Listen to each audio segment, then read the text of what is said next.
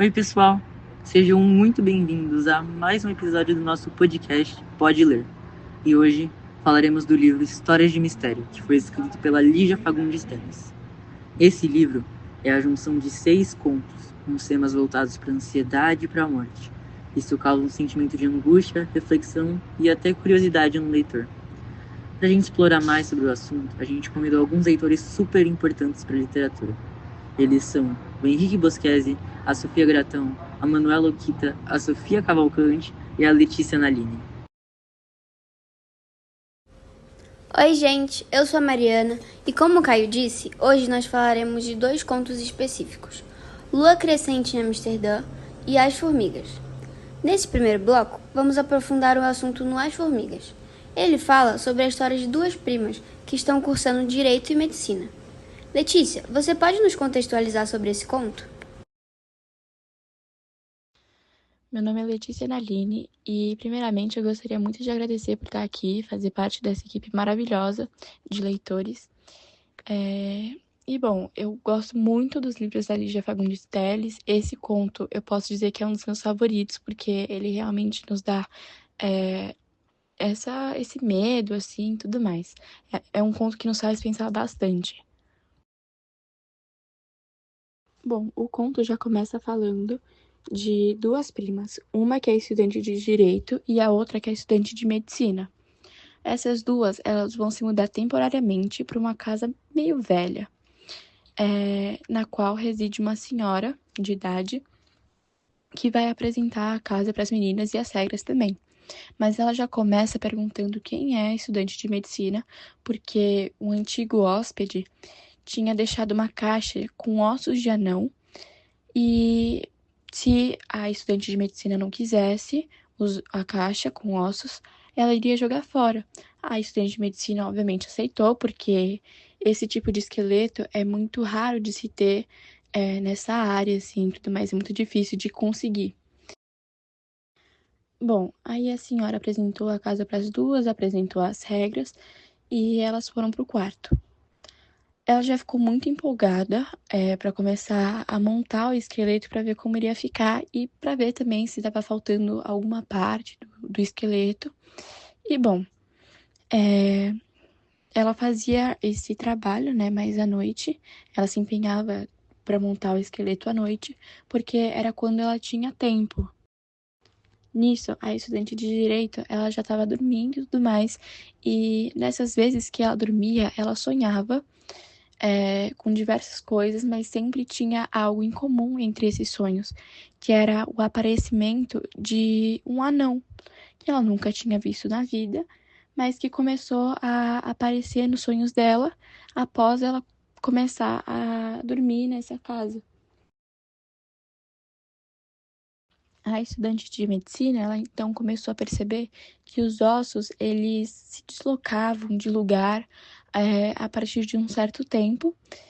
E ela começou a achar isso muito estranho, né? E perguntou pra prima dela se ela tava mexendo nesses ossos. E ela, tipo, negou, porque ela realmente tinha muito nojo. E não era algo que ela fosse fazer, né? Não tinha motivo. Então, as duas começaram a perceber que no meio da noite, em um horário meio específico ali, aparecia uma trilha de formigas. Que só tinha uma, né? Não tinha a de volta, só tinha a de ida pra dentro do caixotinho. E aí elas, né, juntaram uma coisa com a outra e perceberam que as formigas que estavam montando esse esqueleto, né? O que é bem curioso. Da primeira vez, elas jogaram como se fosse um inseticida, assim, né, para matar as formigas, porque realmente eram muitas. E aí as duas estavam muito cansadas, foram dormir. Quando acordaram, a trilha de formigas morta não estava mais ali. Uma até achou que a outra tinha limpado, mas aí elas conversaram e viram que não tinha acontecido isso. Elas sumiram do nada.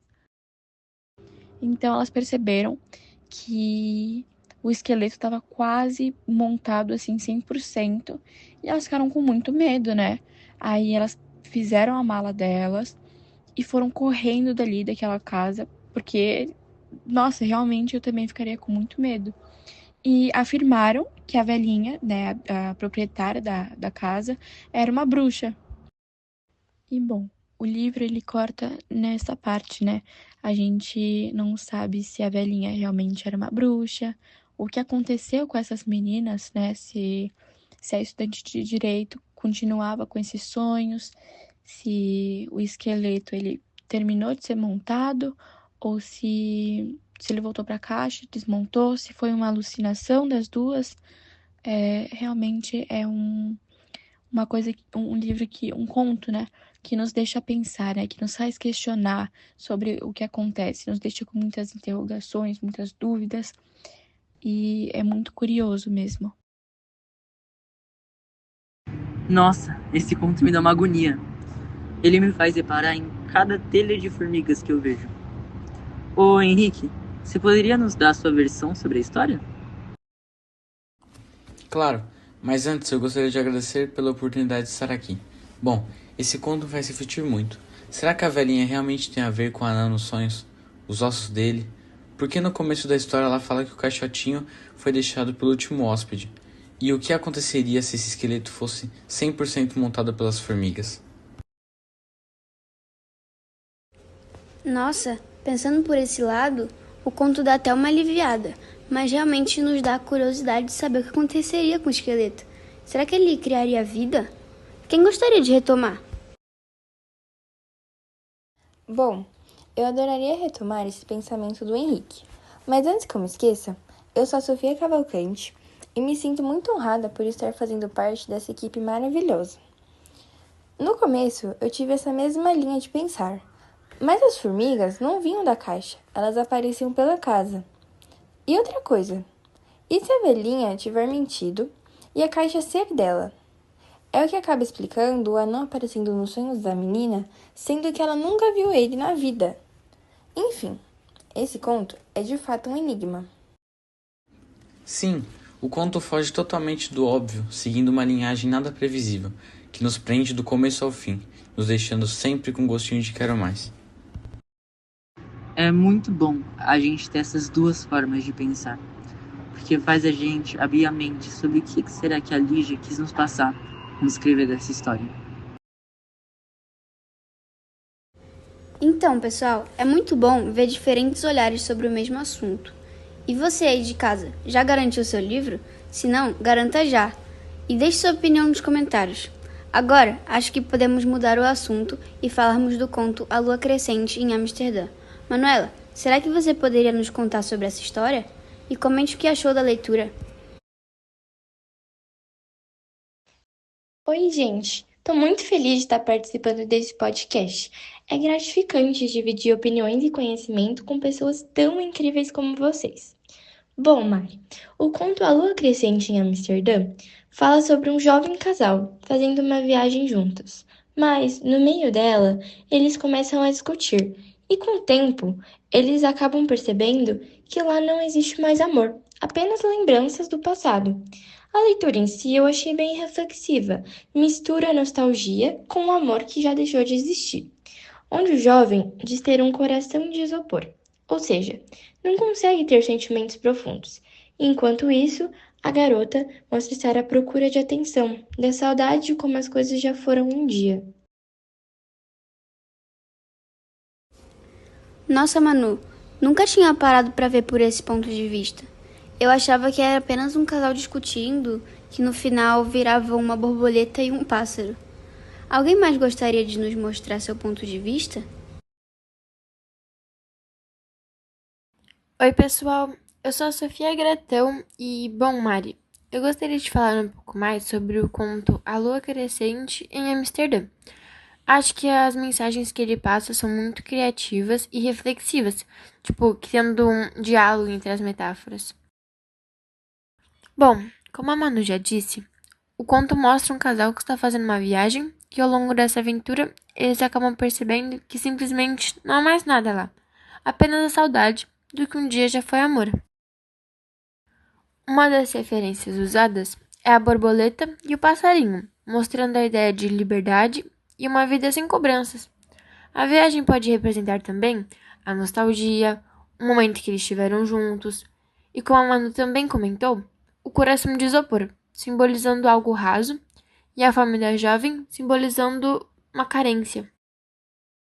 O conto em si mostra a mudança de fase em um relacionamento, sendo nesse caso o distanciamento emocional. Nossa, gente, é muito bom ver até onde se expande a criatividade de vocês. Bretão, você poderia nos contar um pouco mais sobre a escritora Lígia Fagundes Telles? Lídia Fagundes Telles foi uma importante escritora brasileira. Ela nasceu no ano de 1923 e infelizmente veio a falecer em 2022. Ela escreveu romances e contos que marcaram a literatura no Brasil, onde seu tema é voltado para conflitos da vida, romance e sentimentos. Ela foi a terceira mulher a entrar na Academia Brasileira de Letras e ganhou grandes prêmios.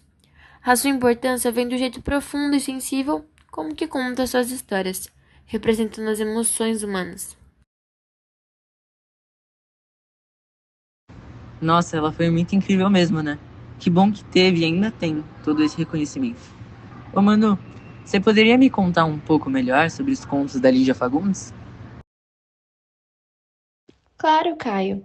Os contos da Lídia, apesar de não passarem de 15 páginas, são muito intensos e reflexivos.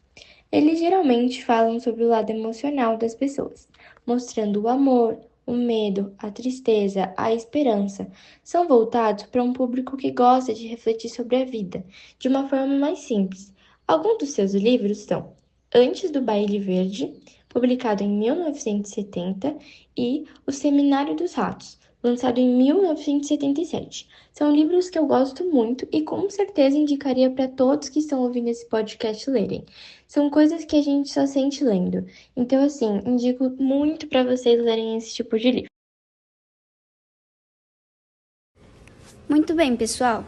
Nosso podcast já está seguindo para uma reta final. Agora, para as pessoas que gostariam de explorar além dos livros da Lígia Fagundes, nós vamos dar algumas indicações. Exatamente. O livro Hora da Estrela, escrito por Clarice Lispector. A sua literatura é voltada nas dificuldades sociais e existenciais, com uma linguagem poética e também intensa. Também podemos falar do Vaga Música, da Cecília Meirelles. O seu livro é bem parecido com o da Lígia, pois tem uma sensibilidade e delicadeza na hora da escrita. Ou seja, na forma de expressar seus sentimentos e emoções. E para complementar, podemos falar de Venha Ver o Pôr do Sol e Seminário dos Ratos, da mesma autora, Lígia Fagundes Telles. Outras opções incluem contos de outros autores brasileiros, como Clarice Lispector, de quem se pode encontrar textos no livro Onde Estiveste de Noite, e explorar a obra de outros contistas contemporâneos. Enfim, galera, esse foi mais um episódio do Pode Ler. Já se inscrevam no nosso canal de transmissão para não perder mais episódios. Um beijo!